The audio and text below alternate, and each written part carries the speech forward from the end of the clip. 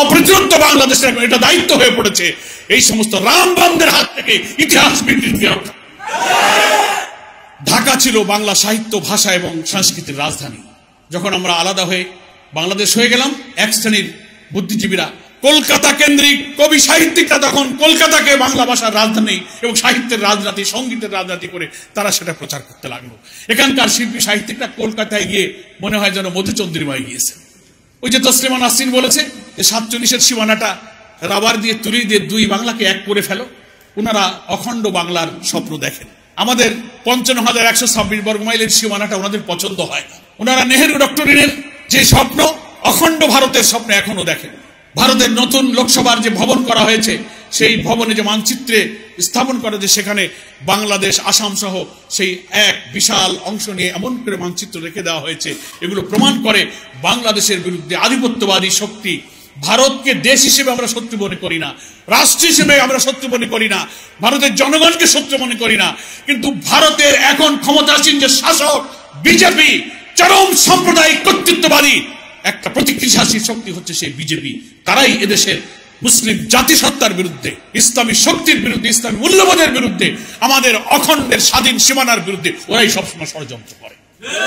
আর এই দেশে আধিপত্যবাদের কিছু দোসর আছে, ফ্যাসিস্টের কিছু দালাল আছে, কিছু সেবাদাস আছে, ওখানকার খুদকুড়ো খায়, পেইড বুদ্ধিজীবী, পেইড এডিটর, কিছু মিডিয়া হাউস আছে, নানান দিক থেকে তাদের মান্না সালোয়া আসে, আর ওখানকার গুণগান গায়।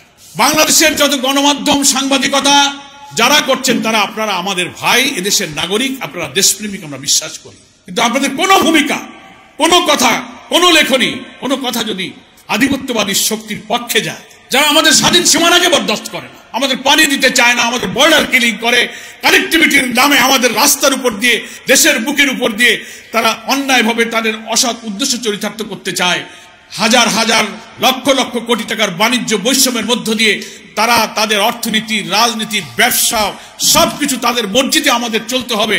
আর আপনাদের লেখনীতে যদি তাদের ইচ্ছা পূরণ হয়, বুঝতে হবে আপনারা কাদের সেবাদাস, কাদের দোষর। এই ব্যাপারে দেশপ্রেমিক হতে হবে গণমাধ্যমকে। বিদেশে বন্ধু থাকবে আমাদের, কিন্তু বিদেশে আমাদের কোনো প্রভু থাকবে না।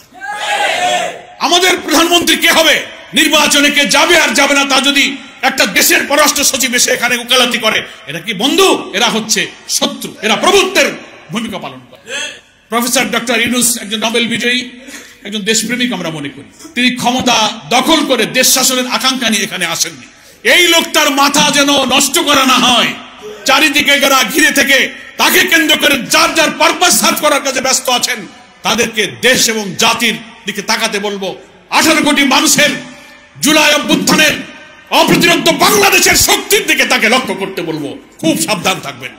আপনারা বাংলাদেশকে আর আমাদের মাঝ থেকে ছিনিয়ে নিতে পারবেন না, আমাদের এই সীমানাকে আপনারা আর ছিনিয়ে নিতে পারবেন না, আমাদের স্বাধীনতা, আমাদের অখণ্ডতাকে আপনারা আর দখল করতে পারবেন না।